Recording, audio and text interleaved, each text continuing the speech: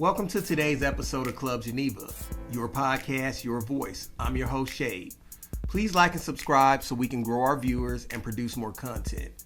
If you would like to make a guest appearance on the show, connect with me with the email address below. Today we're tackling a complicated and often polarizing subject, the world of online men's rights advocacy. It seems like every day there's another men's advocate online. Each of these individuals are unique and can range from informative to downright harmful for some viewers, especially women. So now we'll look at how these communities form, the issues they raise, and where they may go wrong. This isn't about demonizing any one group, but understanding a movement that in many ways has two different sides. Let's start with the origins of men's advocacy online. The Men's Rights Movement, or MRM. Originally, it aimed to bring attention to these issues overlooked, like men's mental health, higher suicide rates, and struggles with family courts. While some of these concerns remain valid, over time, various forums and groups have developed vastly different tones, some constructive and others hostile. Men's advocacy, or the modern men's rights movement, MRM, began in the 1970s, emerging as a response to the second wave of feminist movements. The early men's rights advocates were concerned with issues they felt were overlooked in discussions of gender equality, such as custody rights, family law, workplace safety, and social expectations surrounding masculinity.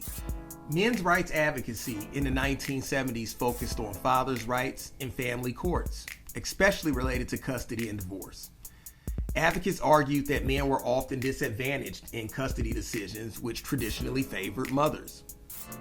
Some advocates highlighted the struggles men faced in family law, alimony, and child support, emphasizing the importance of shared parenting and equal treatment. Throughout the 1980s and 1990s, MRM expanded its scope, adding issues like men's health and domestic violence against men to its platform.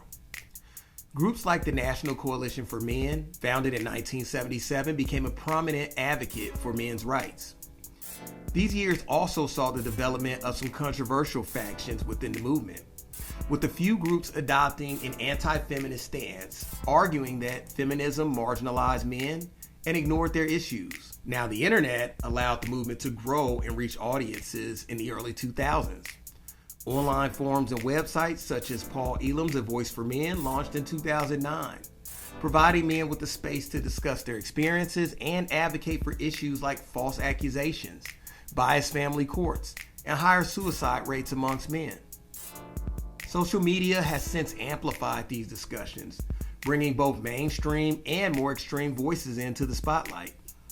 Today, men's advocacy is a wide-ranging movement with diverse perspectives. Some groups focus on supporting men's health, fathers' rights, and challenging negative stereotypes of men, while others develop a more adversarial view towards feminism and gender equality movements. In short, men's advocacy started as a response to what some men saw as gaps in gender equality discussions, and over time it's changed and diversified, addressing a range of issues men face in modern society. So let's break down some issues these advocates discuss, such as custody battles, for instance, often skewed towards mothers, which men's rights groups argue that it's unfair. Other common issues are men's mental health and workplace fatalities, areas where men statistically have a greater risk. These are legitimate concerns that deserve attention, and some groups are calling for balanced solutions. But when frustrations aren't channeled productively, the discourse can turn harmful. Delving more into topics of fathers' rights, there are definitive imbalances that exist between father and mother dynamics in the courts and in the court of public perception. Let's start with family law, specifically fathers' rights in child custody cases. Men's rights advocates have long argued that family court tends to favor mothers over fathers in custody battles. While laws around custody vary by country, studies in the US and other Western nations show a pattern. For example, a report from the U.S. Census Bureau in 2020 showed that mothers are granted primary custody in about 79% of custodial cases, while single fathers only have 18% of sole custody. For many men, this represents a frustrating bias, especially those who are equally involved in their children's lives. Men's rights groups argued that custody decisions should be based on parenting capabilities rather than gender-based assumptions, especially as more fathers play active roles in childcare. Some fathers' rights advocates also point to the issue of child support. Only 42% of fathers that are supposed to receive child support actually receive any financial support, highlighting another perceived imbalance. These factors have led to many fathers to seek reforms in family law, driving some to join online men's rights communities to share resources, connect with other men in similar situations, and to advocate for change. Let's start by looking at societal views on fatherhood and motherhood. Traditionally, motherhood has been idealized as the primary role in parenting, seen as nurturing, caregiving, and emotionally connected. Fathers, on the other hand, are often viewed as the providers, the ones that support the family financially, but aren't always given the same emotional role in their children's lives. This expectation has real consequences. Studies show that while more fathers are actively involved in childcare now than in the past, society still often treats fathers as secondary parents. For example, in cases of divorce, mothers are awarded primary custody about 79% of the time, according to the data from the U.S. Census Bureau.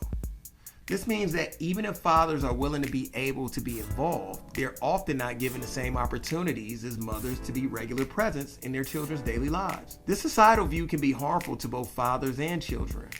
Going forward, research has also shown that children benefit significantly from having an involved father. Yet when fathers are seen more as weekend parents, this affects the quality of their relationship with their kids. And fathers often feel excluded from vital parenting roles.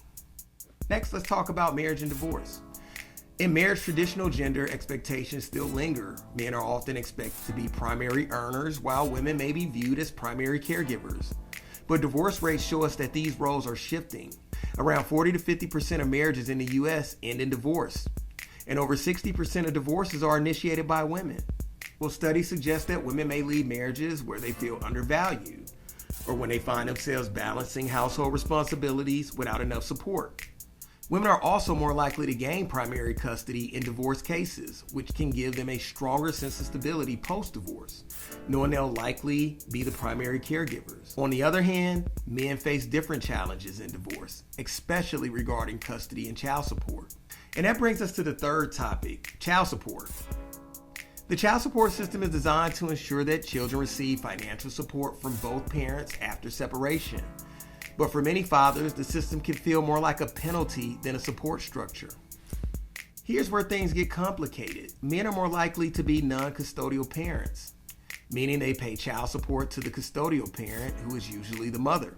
But the amount assigned can be so high that it creates significant financial hardships for fathers. In some cases, child support payments are set at a rate that doesn't account for the father's cost of living, his income fluctuations, or other financial responsibilities. Even more concerning is that when a father can't pay child support, he may face legal consequences, including jail time. Critics argue that child support systems need reform. Fathers' rights advocates suggest that we need a fairer approach, and one that takes into account both parents' financial situations. So we've seen how societal views on fatherhood and motherhood, the dynamics of marriage and divorce, and the current structure of child support systems all create challenges for fathers. Our traditional views often exclude fathers from primary parenting roles, and divorce proceedings frequently leave them as secondary caregivers, which can have a lasting impact on their relationships with their children. In the end, it's clear that we need more balanced views of parenthood, one that values fathers as equal contributors in raising children. The goal should be a system that supports both parents and encourages co-parenting and acknowledges the financial and emotional challenges fathers face in today's society. Online advocacy for men, in my opinion, is actually a real thing. These men have solid reasons to complain about the system in play that cripples their financial stability and that ruins their relationships with their children they co-created and love. Let's not forget about the women that are non-custodial parents as well. This is not just a men's rights issue. In a nutshell, it's an imbalance of power within the family structure, brought on by lazy legislation that fails to meet the minimum standards of fairness and equality. Today I mentioned just a small fraction of men's rights issues that need to be seriously addressed in order to correct the market. Why is this important? Well, men deserve to be heard. More importantly, the suicide rates alone amongst men have to be addressed. It hasn't truly been acknowledged as of yet. Every day, men all over this country off themselves. And I can't help but think that some of these issues discussed play a major factor in this epidemic. There'll be plenty of people who disagree. You'll hear everything from men need to grow up, be a man, stop whining, and the list goes on. It challenges me to think as to why men would rather just shut up and keep their problems hidden to the world. This is the very reason why advocacy amongst men is such a huge deal. Men actually need a space to be heard. Being heard is healthy. Regardless of how you feel about these online communities, they grant them just that. So in future episodes, we'll be talking about how men's mental health has intersected with the men's rights movement and online advocacy. We'll explore why mental health has become a central issue, how stigma and social expectations play into this. Remember that if you are struggling with mental health, please seek professional care.